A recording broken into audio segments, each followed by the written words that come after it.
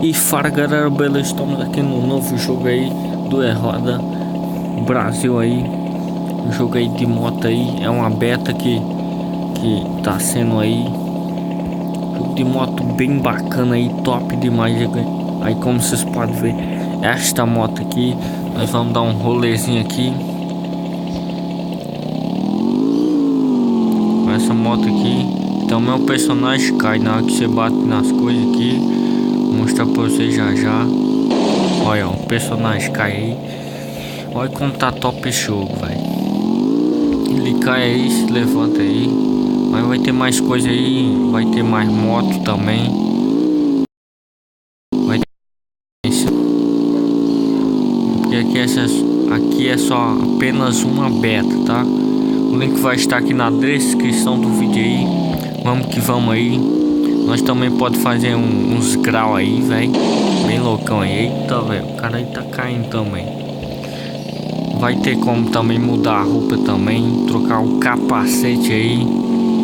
Trocar de moto também. Então aqui é apenas uma cidade pequena.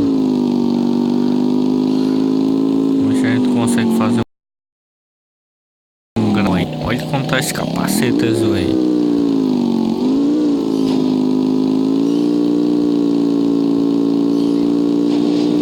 Olha o grau aí. Olha o grau aí. Nós temos as câmeras também. Nós temos essa câmera aí. Bem loucona aí. O personagem como caiu, vai caiu bem loucão aí. Caiu com os braços abertos aqui. Nós temos essa daqui, primeira pessoa aqui. Não funciona nada, é só apenas uma beta aí.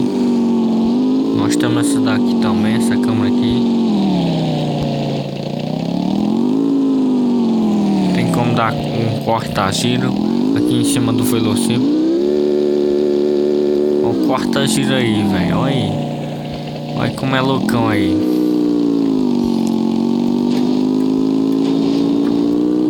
Vamos que vamos. Caímos de novo aí. Então galera, era só para apresentar esta beta mesmo aí para vocês aqui. Então vou finalizando esse vídeo por aqui. Se você gostou desse vídeo, deixa seu like aí, compartilha aí. Vamos que vamos aí.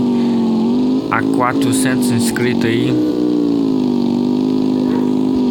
Chegar a nossa meta aí de 400 inscritos. Vão deixando o like aí nesse vídeo aí. O link está aqui na descrição do vídeo aqui. Então vou finalizando esse vídeo por aqui. É isso aí, muito obrigado e